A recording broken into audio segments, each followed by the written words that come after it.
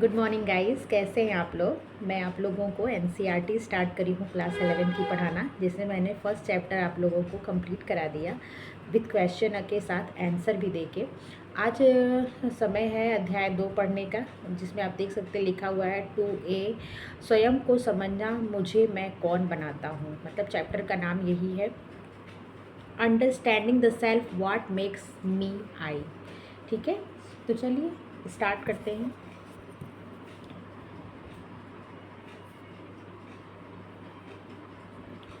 तो लिखा है अधिगम उद्देश्य लर्निंग ऑब्जेक्टिव्स, जिसमें है कि 1 मिनट रुक जाइए आप। इस अध्याय 2A से लेकर 2C को पढ़ने के बाद आप निम्न को समझ पाएंगे। ये कहाँ से स्टार्ट है, 2A से लेकर 2C तक, मतलब 3 पार्ट में इसे पढ़ना है। तो आप इसको पढ़ने के बाद आपको क्या क्या समझ में आएगा। तो आपको सबसे पहली बात तो स्वयं को जानने का महत्व तथा स्वयं की सकारात्मक अनुभूति के विकास के महत्व का विवेचन करने में, उन कारकों को सूची बनाने में जो स्वयं की पहचान तथा स्वयं के विकास पर प्रभाव डालते हैं। नंबर तीसरा, यह विश्लेषण करने में कि किशोरावस्था में स्वयं की पहचान तथा स्वयं के विकास के लिए स्वयं को जानना महत्वपूर्ण क्यों है। और शैशवावस्था, बाल्यावस्था, किशोरावस्था के दौरान स्वयं की विशेषताओं का वर्णन करने में। अब स्टार्ट होता है इंट्रोडक्शन, जिसे बोलते हैं भूमिका। हम सब में ऐसी कई बातें हैं जो काफ़ी हद तक हमारे माता पिता, भाई बहन, किसी रिश्तेदार या मित्र से काफ़ी हद तक मिलती जुलती हैं। जैसे कि हमारा चेहरा या रंगत माता या पिता से मिलता जुलता है, हमारी कोई विशेष आदत किसी भाई बहन या रिश्तेदार इत्यादि से मिलती जुलती है, या फिर हमारी कोई रुचि हमारे मित्र की रुचि के अनुरूप हो सकती है। ऐसी ही कई समानताओं के बावजूद भी हम सब इन सब से किसी न किसी रूप में अलग हैं, और हमारी दूसरों से यही असमानता हमें अलग व्यक्ति बनाती है। एक मिनट।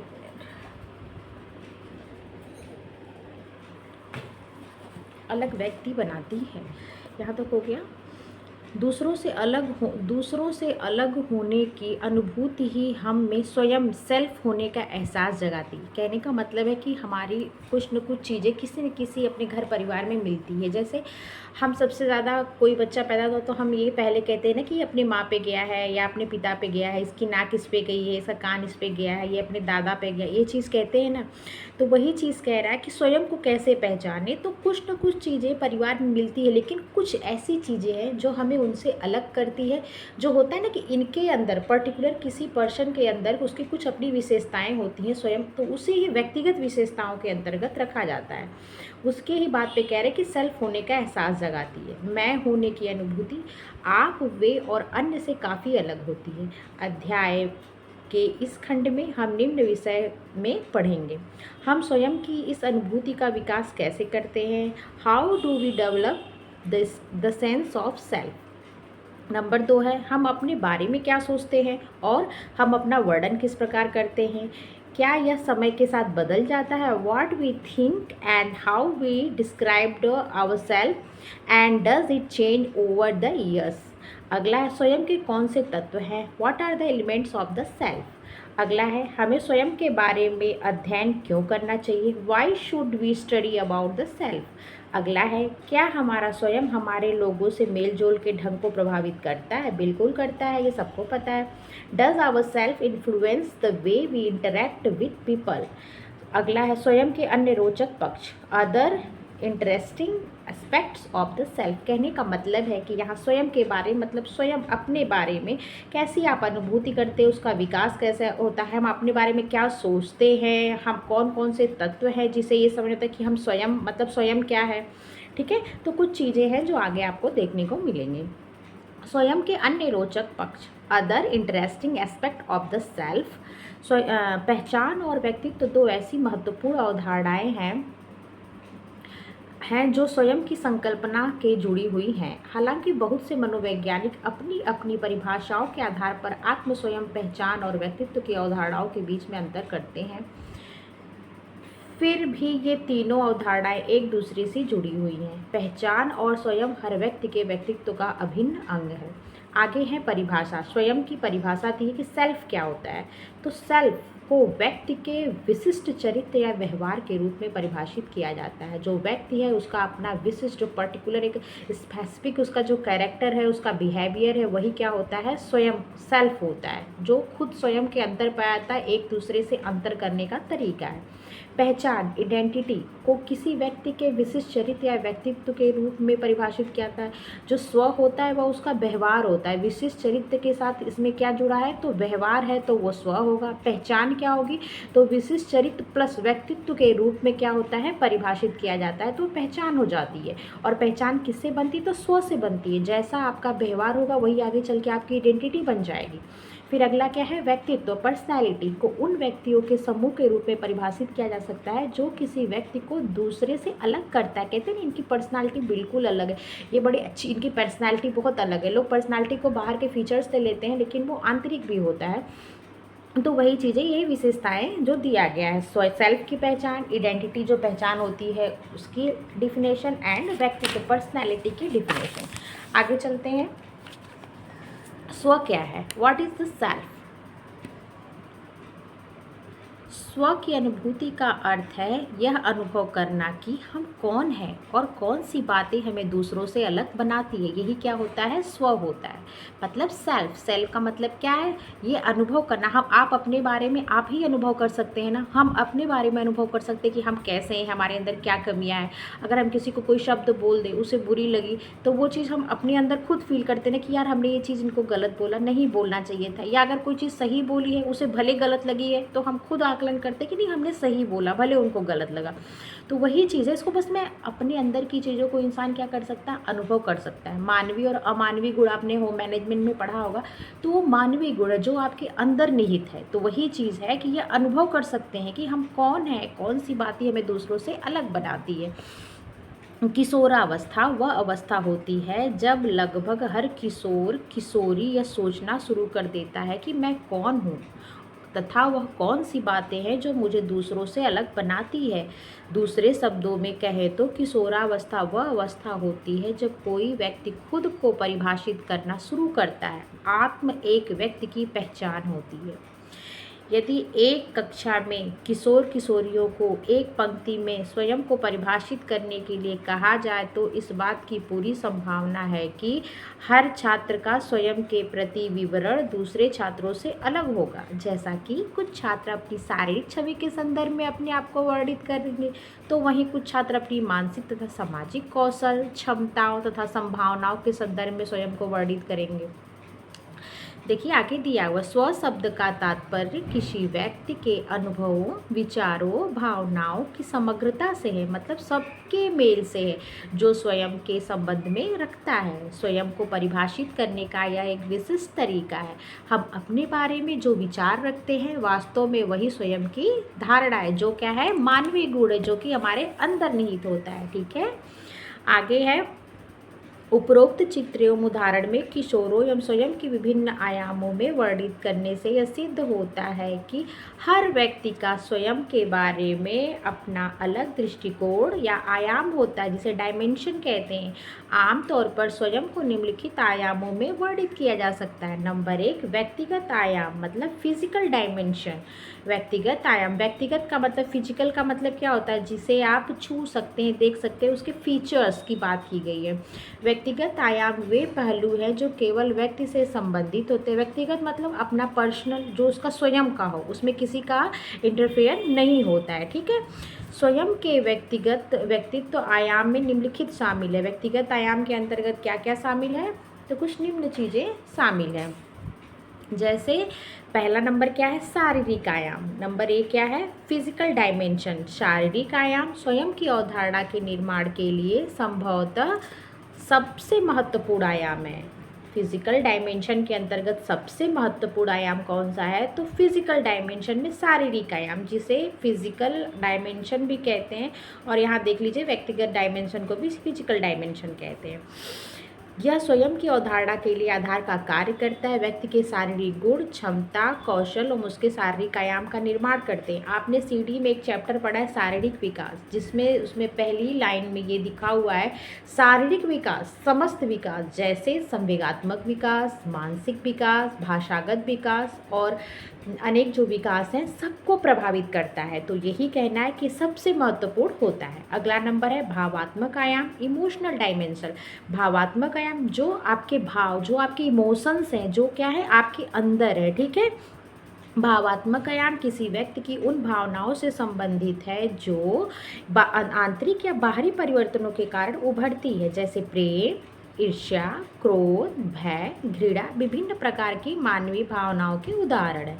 मानसिक आयाम आपको पता ही चल रहा होगा, जैसे मेंटल डायमेंशन। किसी व्यक्ति के मानसिक आयाम का तात्पर्य उसकी बुद्धि, विचार, जो आप सोचते हैं। ये मानसिक का मतलब क्या होता है, वो एक कार्य जो आपके मस्तिष्क में हो रहे हैं। तो आप सोचना आपका मस्तिष्क करता है, विचार लेना आपका मस्तिष्क करता है, दूसरों के प्रति कुछ धारणा रखता है कौन, आप, ये आपके मस्तिष्क का कार्य होता है। तो वही लिखा है, बुद्धि, विचार, धारणा, इच्छा शक्ति आदि। ये क्या है, मेंटल डायमेंशन। अगला है आध्यात्मिक डायमेंशन, और यही चीज़ क्या है, आप कह सकते हैं कि ऐसे कुछ WHO ने परिभाषा भी दी हुई है अपनी, ठीक है, कि इसी के विकास में जो जिसका ये सब चीज़ें स्वस्थ है वही क्या है, पूर्ण रूप से स्वस्थ माना जाता है। अगला है आध्यात्मिक आयाम। आध्यात्मिक का तात्पर्य किसी के भीतर शक्ति और ऊर्जा से, जिसे हम अक्सर आध्यात्मिकता कहते हैं। इसे आंतरिक आवाज़ के रूप में भी समझा जा सकता है। इतनी चीज़ें समझ में आ गई। आपने अब तक क्या समझा, तो व्यक्तिगत आयाम समझा। क्या समझा, तो विभिन्न आयामों से स्वयं की पहचान की जाती है। ये क्या है, तो ये स्वयं सेल्फ की पहचान करने का तरीका है। उसमें आपने अब तक व्यक्तिगत आयाम के बारे में देखा, जिसे बोलते हैं फिजिकल डायमेंशन। फिजिकल डायमेंशन के अंतर्गत आपने physical dimension, emotional dimension, mental dimension and spiritual dimension, 4 चीज़ें देखा। अब अगला आता है सामाजिक डायमेंशन, जिसे बोलते हैं सामाजिक आयाम। और आप ये कर क्या रहे हैं, तो ये स्वयं की पहचान करने के लिए ये सब डायमेंशन में अगर आप खरे उतरते हैं या आपके अंदर इन सब चीज़ों में कुछ अंतर है, तो आप अपने को दूसरे से अलग कर पाते हैं। तो सामाजिक आयाम या सामाजिक आत्म का तात्पर्य उन पहलुओं से, जैसे हम कहते हैं ना कुछ लोगों को कि इनके अंदर सोशल आदमी नहीं है, इनके अंदर सामाजिकता नहीं है, तो उनके पर्सनालिटी को हमने सामाजिकता में तोल दिया, ठीक है, कि इनके अंदर ये वाला गुण नहीं है, ये क्वालिटी नहीं है, इसलिए ये इनसे अलग है। तो अगला है सामाजिक आयाम या सामाजिक आत्म का तात्पर्य उन पहलुओं से है जो किसी व्यक्ति में तब विकसित होते हैं जब दूसरों के साथ संपर्क में आता है, जैसे कि वस्तुओं और संसाधनों को एक दूसरे के साथ साझा किया जाता है, दूसरों का सहयोग करना, समर्थन करना और आपसी सौहार्द बनाए रखना इत्यादि। हम जो भी हैं या भविष्य में होंगे उसे बनाने में समाज का मतलब प्रमुख भूमिका निभाती है। समाजीकरण की प्रक्रिया जन्म के साथ शुरू हो जाती है। समाजीकरण की प्रक्रिया कब से शुरू हो जाती है, तो जन्म के बाद से शुरू हो जाती है। जैसे जैसे हम बड़े होते हैं विस्तार होता है। स्वयं की समझ और दूसरे के प्रति जागरूकता सामाजीकरण की प्रमुख विशेषता है। आत्म ऐसा कुछ नहीं है जो आपके साथ पैदा होता है, लेकिन यह वह भाव है जो व्यक्ति स्वयं पैदा करता है और विकसित करता है। कहने का मतलब जो आत्म है या सेल्फ है या स्वयं है, एक कोई ऐसी चीज़ नहीं है जो क्या होती है आपके साथ पैदा होती, लेकिन ये भाव जरूर है जो आप इसे स्वयं पैदा करते हैं। जैसे सामाजिक गुण, बहुत लोग होते हैं ना अंतर्मुखी, बहुत लोग होते हैं बाह्यमुखी। जो बाह्यमुखी होते हैं उनमें लोगों से इंटरेक्शन करना, लोगों से बातचीत करना, लोगों का सहयोग करना, ये सब अच्छा लगा। जो अंतर्मुखी होते हैं उन लोग के अंदर ये सब क्वालिटी ज़्यादा नहीं पाई जाती। तो यही सब चीज़ें हैं स्वयं को अलग करने की। आगे है स्वयं को समझने का महत्व। स्वयं को समझने की ज़रूरत क्यों है, इसका महत्व क्या है, तो चलिए इसको देखते हैं। हम स्वयं को तभी दूसरों से अलग और विशिष्ट समझ पाएंगे जब हम स्वयं को बेहतर ढंग से समझ पाएंगे।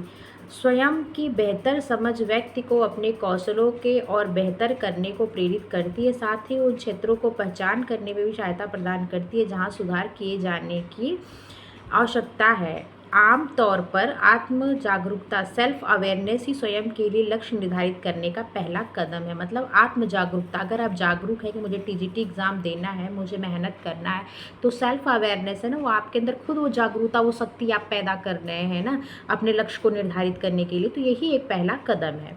अगला है स्व संकल्पना और आत्मसम्मान, self concept and self esteem. Steam, संकल्पना, सेल्फ कॉन्सेप्ट। स्व संकल्पना स्वयं के बारे में अनुभूतियों और विचारों का एक संग्रह है। स्व संकल्पना, सेल्फ कॉन्सेप्ट क्या है? तो स्वयं के बारे में अनुभूति और विचारों का एक संग्रह है, मतलब एक बंच कह सकते हैं, एक समूह है, एक संग्रह जो आपके अंदर है। लेकिन स्वयं और दूसरों को समझने में स्व संकल्पना बहुत ही महत्वपूर्ण भूमिका निभाती है। विद्यालय में हम दूसरों छात्रों को अक्सर यह कहते सुनते हैं कि मैं यह कर सकती हूँ, मैं बहुत अच्छी फुटबॉल खेलता हूँ, या मैं कक्षा में हमेशा प्रथम आती हूँ। इस प्रकार की टिप्पणियाँ वास्तव में व्यक्ति की विशिष्ट योग्यता तथा कौशल अर्थात उसकी छवि की ओर इशारा करती हैं। व्यक्ति की आत्म छवि जितनी अधिक सकारात्मक होगी, उसकी स्व संकल्पना उतनी अधिक बेहतर होगी। स्व संकल्पना का विकास प्रारंभिक बाल्यावस्था में ही शुरू हो जाता है और फिर आयु बढ़ने के साथ साथ जीवन के अनुभवों से आकार लेता है। अर्थात किसी भी व्यक्ति की स्व संकल्पना उसके अतीत तथा वर्तमान के अनुभवों के आधार पर बनती है। स्व संकल्पना आत्मसम्मान, आत्मज्ञान और सामाजिक स्वयं के मिश्रण का ही नतीजा है। यहाँ पे देखिए लिखा हुआ है कि स्व संकल्पना और आत्मसम्मान व्यक्ति की पहचान के तत्व हैं। आगे चलते हैं। सरल शब्दों में कहें तो स्व संकल्पना स्वयं का वर्णन है। मैं कौन हूँ जैसे सवाल का जवाब है। हमारे गुण, कौशल, क्षमताएं, भावनाएं और विचार इत्यादि मिलकर हमारी स्वकल्पना का निर्माण करते हैं। अगला है स्वाभिमान, आत्मसम्मान, स्वमान, सेल्फ इंस्टीम। आत्मसम्मान, स्वमान स्वयं का मूल्यांकन करता है। 1 मिनट रुक देख लेते हैं कि अभी कितना बाकी है। थोड़ा सा ही बाकी है, मैं कंप्लीट करा देती हूँ, फिर इसका कल क्वेश्चन आंसर कर लेंगे।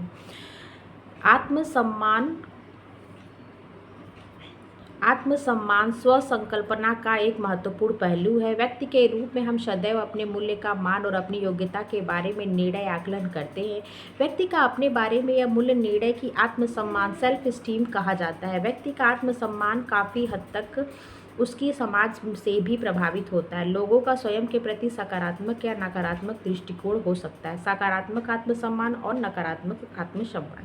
Positive self esteem. सकारात्मक आत्मसम्मान स्वयं के प्रति सकारात्मक ढंग के लिए किए गए मूल्यांकन के कारण उत्पन्न होता है। सकारात्मक आत्मसम्मान वाला व्यक्ति स्वयं को दूसरों के लिए मूल्यवान महत्वपूर्ण संसाधन के रूप में देखता है। सकारात्मक आत्मसम्मान वाला व्यक्ति सदैव आशावादी होता है, अपनी क्षमताओं में विश्वास रखता है, स्वयं को अच्छे व्यक्ति के रूप में देखता है, इस बात की चिंता नहीं करता कि दूसरे उसके बारे में क्या सोचते हैं। आगे है नकारात्मक आत्मसम्मान, नेगेटिव सेल्फ स्टीम। नकारात्मक आत्मसम्मान स्वयं के प्रति नकारात्मक ढंग के लिए मूल्यांकन के कारण उत्पन्न होता है। नकारात्मक आत्मसम्मान वाला व्यक्ति स्वयं को समाज के लिए बेकार या किसी काम को नहीं समझते हैं। नकारात्मक आत्मसम्मान वाला व्यक्ति सदैव निराशावादी होता है, अपनी क्षमताओं पर भरोसा नहीं करते, किसी दूसरे की तरह बनना दिखना चाहते हैं, हमेशा